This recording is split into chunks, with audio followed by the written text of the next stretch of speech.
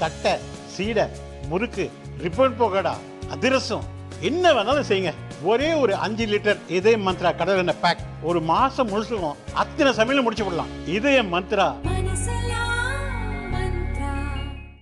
கேரளாவின் நிலம்பூர் தொகுதி, மேற்கு வங்கத்தின் கலிகஞ்ச் தொகுதி, பஞ்சாபின் லூதியானா மேற்கு தொகுதி, குஜராத்தின் விஸ்வதார் மற்றும் காடி தொகுதிகளில் கடந்த 19ஆம் தேதி இடைத்தேர்தல் நடந்தது. இன்று ஓட்டு எண்ணப்பட்டு ரிசல்ட் வெளியிடப்பட்டது. நிலம்பூர் தொகுதியில் காங்கிரஸ் வேட்பாளர் ஆரியதன் சுகாத் மார்க்சிஸ்ட் கம்யூனிஸ்ட் வேட்பாளரை விட 11,077 ஓட்டுகள் அதிகம் பெற்று வெற்றி பெற்றார். சுயேட்சை வேட்பாளர் 3வது இடம் பிடித்தார். பாரதிய ஜனதா வேட்பாளருக்கு 4வது இடம்தான் கிடைத்தது. பஞ்சாபின் லூதியானா மேற்கு தொகுதியில் தற்போதைய ராஜ்யசபா எம்பி சஞ்சய் அரோரா காங்கிரஸ் வேட்பாளர் பாரத் பூஷன் அஷுவை தோற்கடித்தார். குஜராத்தின் விசாவதார் தொகுதியில் 2007க்கு பிறகு பாரதிய ஜனதா வெற்றி பெறவில்லை.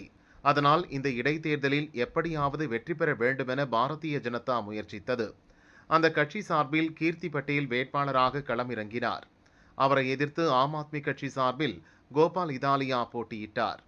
குஜராத் சட்டசபை தேர்தலில் இந்த தொகுதியில் ஆம் ஆத்மி சார்பில் போட்டியிட்டு வெற்றி பெற்ற பூபேந்திர பயானி பதவியை ராஜினாமா செய்து பாரதிய ஜனதாவில் இணைந்ததால் இங்கு இடைத்தேர்தல் நடந்தது. ஆனால் இப்போதும் ஆம் ஆத்மி கட்சியே வெற்றி பெற்றது. ஆம் ஆத்மி வேட்பாளர் கோபால் இதாலியா 17,554 ஓட்டு வித்தியாசத்தில் பாரதிய ஜனதா வேட்பாளரை வீழ்த்தினார். இந்த முறையும் பாரதிய ஜனதா கனவு நிறைவேறவில்லை. காங்கிரஸ் 3வது இடத்தை பிடித்தது. குஜராத்தின் காடி தொகுதியில் நடந்த இடைத்தேர்தலில் பாரதிய ஜனதா வேட்பாளர் ராஜேந்திர சாப்தா வெற்றி பெற்றார். மேற்கு வங்கத்தின் கலிகஞ்ச் தொகுதியில் நடந்த இடைத்தேர்தலில் திரிணாமுல் காங்கிரஸ் வேட்பாளர் அலிஃபா அகமது வெற்றி பெற்றுள்ளார்.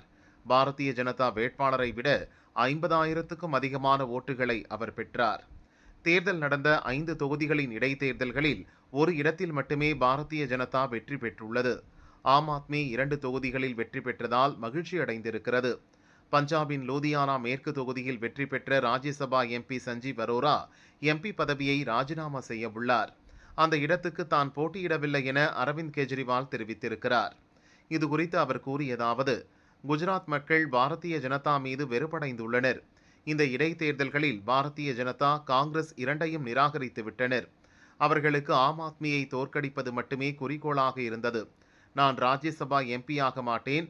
சஞ்சீவ் அரோரா ராஜினாமா செய்தால் அந்த இடத்துக்கு யாரை எம்பி ஆக்குவது என்பதை கட்சியின் அரசியல் விவகாரங்களுக்கான குழு முடிவு செய்யும் என கெஜ்ரிவால் கூறினார்.